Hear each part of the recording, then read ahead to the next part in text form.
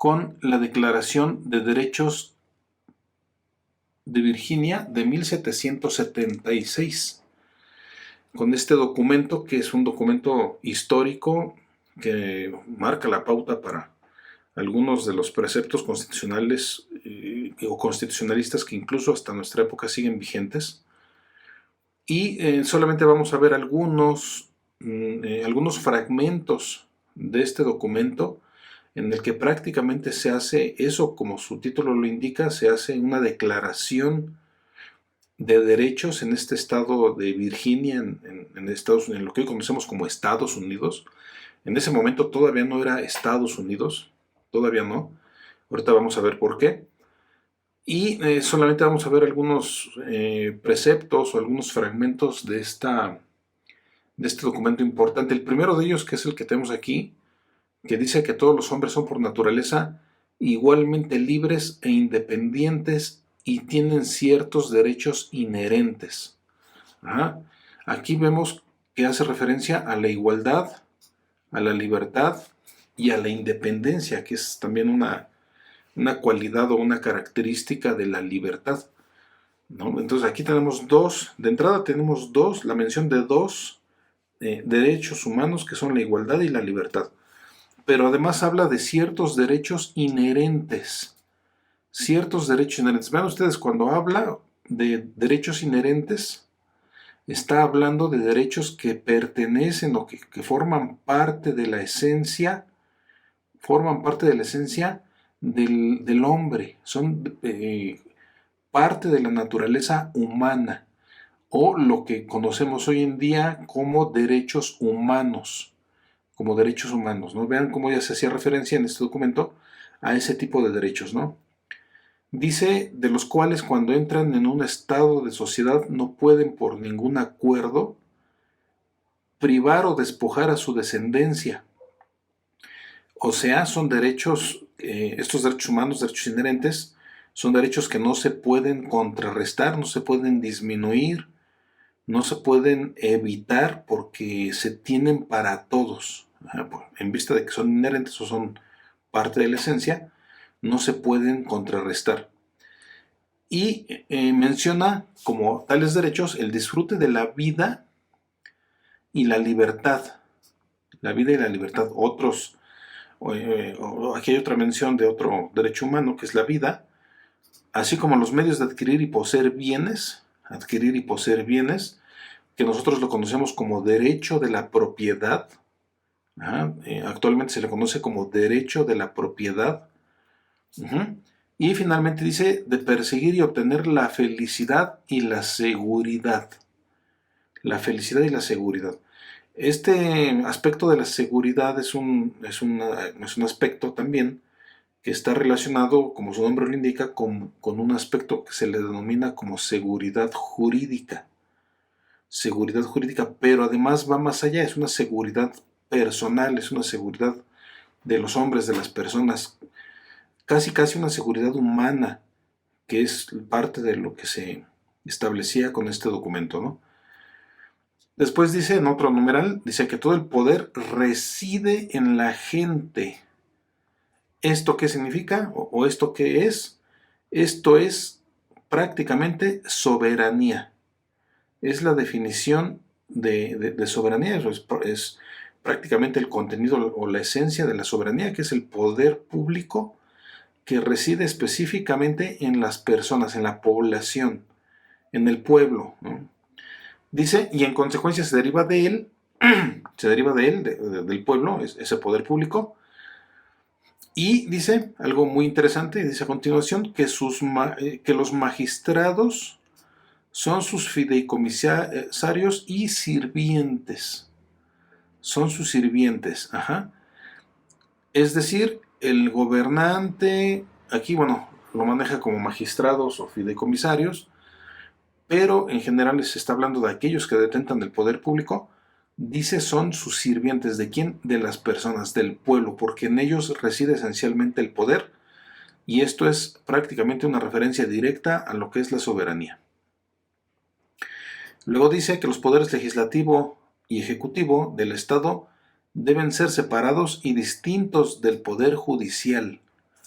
distintos del Poder Judicial. Aquí vemos cómo la llamada teoría de la división de poderes, que postula precisamente que que el poder debe dividirse para su mejor funcionamiento, y que entre estos tres poderes debe haber un contrabalanceo, debe haber un equilibrio para evitar el abuso en el ejercicio del poder. Este contenido teórico de esa división de poderes está aquí en este documento. Lo vemos de manera clara como en este documento lo plasman, se menciona, ¿no?, los poderes legislativo y ejecutivos separados del poder judicial.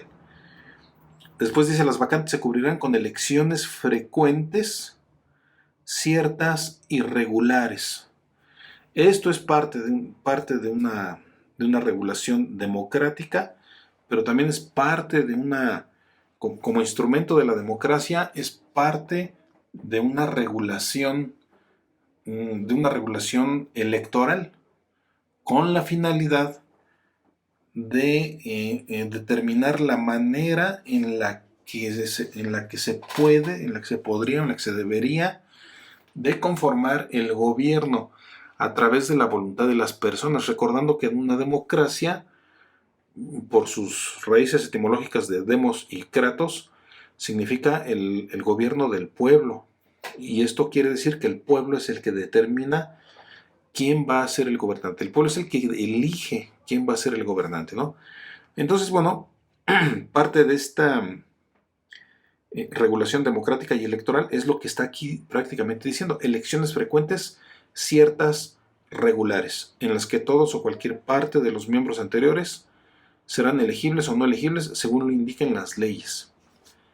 Luego dice que las elecciones de los miembros para servir como representantes del pueblo en asamblea deberán ser libres, elecciones libres. Esto es una característica de la democracia, que no haya presión y que no haya influencia para que las personas decidan quiénes deben de ser los gobernantes, sino que haya libertad en la elección, que haya libertad de elegir. Y que todos los hombres que tengan pruebas suficientes de un interés común permanente con la comunidad y su apego a ella tienen el derecho de sufragio y no pueden ser gravados o privados de sus bienes para uso público sin su propio consentimiento. Vean, derecho de sufragio pues es también parte del derecho de elección, del derecho derivado de la democracia. Y esta otra parte donde dice que no pueden ser gravados o privados de sus bienes para uso público sin su consentimiento. Vean ustedes cómo esto se parece mucho incluso a algún precepto de algún documento que data desde la época de Inglaterra. Desde la época de Inglaterra. Y vean ustedes cómo hace referencia esta parte también al principio de consentimiento, que ya vimos que en términos generales este principio de consentimiento, que inicialmente fue diseñado para evitar el abuso en el cobro de los impuestos, significa que no puede imponerse una obligación a alguien que no la haya aceptado, ya sea de manera directa por sí mismo o a través de representantes, de cualquiera de las dos maneras. De cualquiera de esas dos maneras debe de haber de por medio un consentimiento para poder obligar a las personas a algo, como por ejemplo a pagar impuestos, ¿no? O como por ejemplo en este caso, para ser gravados o privados de sus bienes para uso público. Entonces vean ustedes cómo se percibe la influencia de estos otros documentos en esta Declaración de los Derechos de Virginia de 1776, ¿no? Y dice, no pueden ser obligados tampoco por ninguna ley a la que no se hayan reunido de igual manera para el bien público. Esto hace referencia a la democracia, por supuesto, hace referencia también al poder público. ¿Por qué? Porque el poder público, la soberanía, determina a qué me voy a someter voluntariamente, a qué voy a consentir someterme voluntariamente y obligarme, que es parte del principio de consentimiento, y no aquí la ventaja o la protección consiste en no ser obligados por ninguna ley a la que no se haya reunido de igual manera para el bien público. Es decir, que no me someta a una ley que no fue aprobada ya sea directamente por mi consentimiento o indirectamente por mi consentimiento otorgado a través de los representantes, ¿no? A través de mis representantes.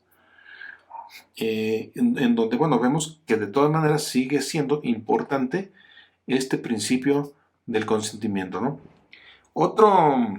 En otro párrafo de este documento de la Declaración de los Derechos de Virginia, dice que en todos los procesos penales o criminales, el hombre tiene derecho a exigir la causa y la naturaleza de su acusación.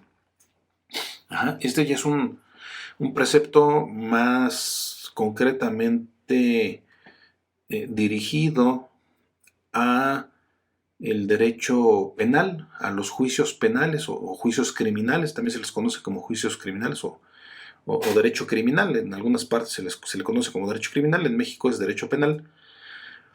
Y está más dirigido específicamente a esa materia, a esa área, y este precepto, esta regulación está surgida como defensa o como limitación en el abuso del poder público y como producto del fenómeno en el que se sometía a juicio criminal o penal a las personas, pero sin darles a conocer la naturaleza de su acusación. Esto se hacía mucho, por ejemplo, esto de acusar y de someter a alguien a un proceso penal sin avisarle, sin decirle quién era su acusador y de qué se le acusaba, sin decirle eso. Esto se utilizaba mucho, se hacía mucho en época de la Inquisición, por ejemplo, ¿no? Cuando en la Inquisición podía haber denuncias anónimas y a través de una denuncia anónima podían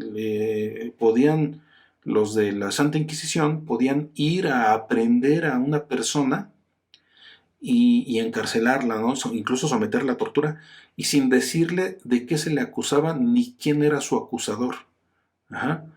Pero esto esta práctica, esta mala práctica penal pertenece a una época en la que aún no se desarrollaban los derechos y las libertades, mucho menos el constitucionalismo, por supuesto, ¿no? Entonces, una manera de contrarrestar este fenómeno de abuso y de injusticia es precisamente estableciendo la obligación de que cuando se aprenda a alguien, se le dé a conocer el motivo por el cual fue aprendido, el motivo por el que fue aprendido, y también se le dé a conocer, se le diga quién es su acusador.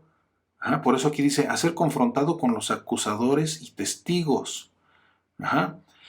Me tienes que decir de qué me acusas, me tienes que decir quién me acusa, me tienes que decir quiénes son los testigos que soportan o que fundamentan, ¿no? O que comprueban eso de lo que me acusan.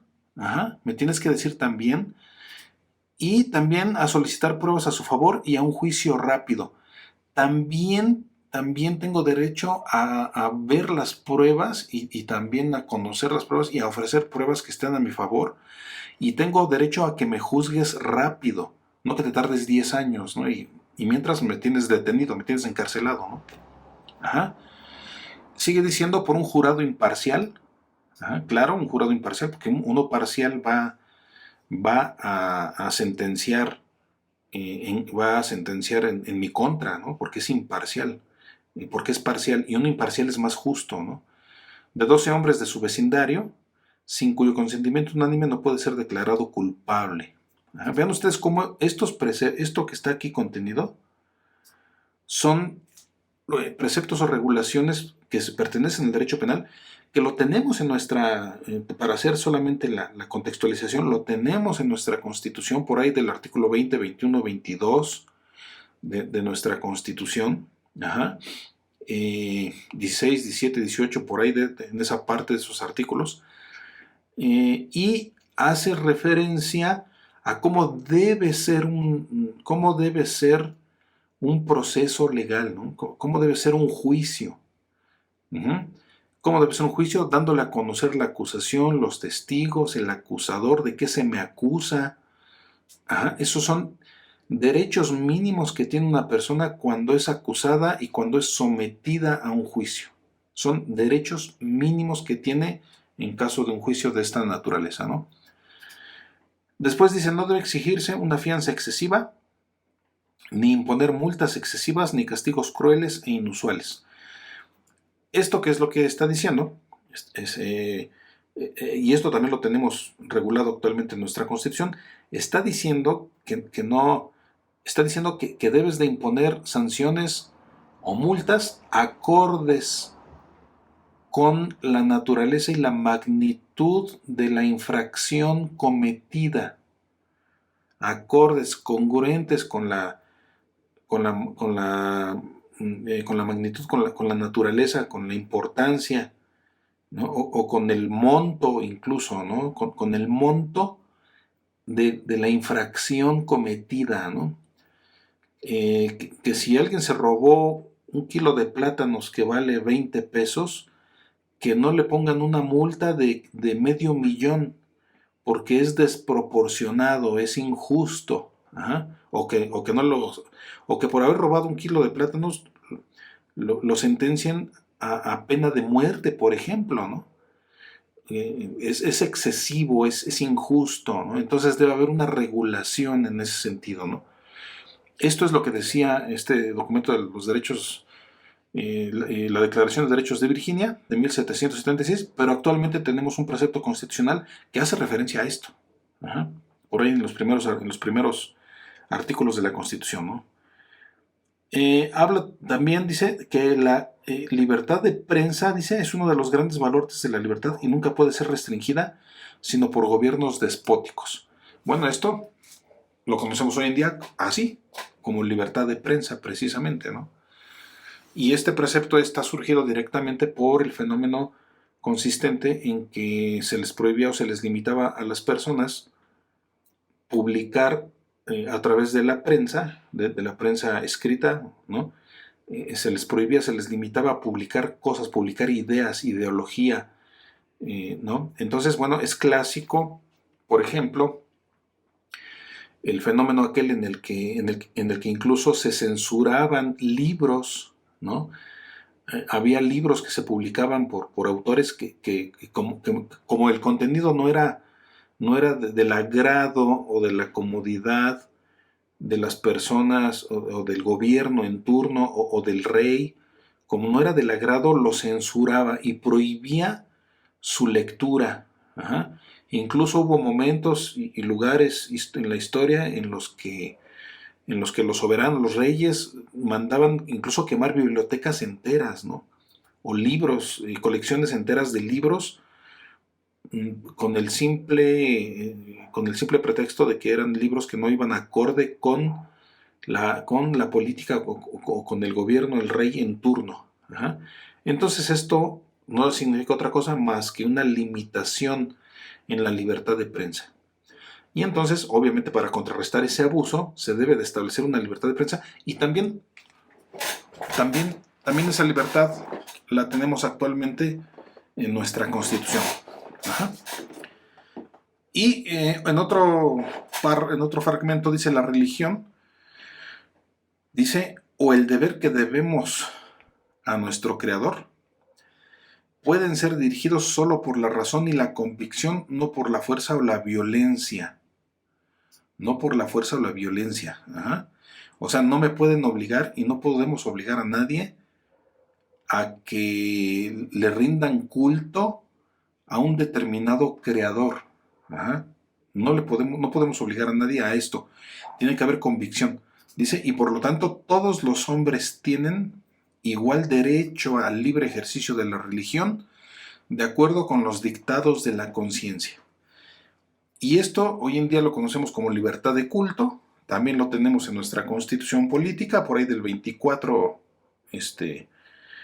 por ahí del artículo 24, y también tenemos otra institución que es una institución jurídica denominada como libertad de conciencia o como derecho de conciencia también, ajá, que es parte y está relacionado con este tema, con este aspecto de la posibilidad de elegir en qué creemos, ¿no? En qué creemos, ¿no? Somos libres de creer en lo que queramos. Ajá. Entonces, bueno, esto también se da como parte de una forma de evitar el abuso en el ejercicio del poder público que limitaba o prohibía la libertad de religión.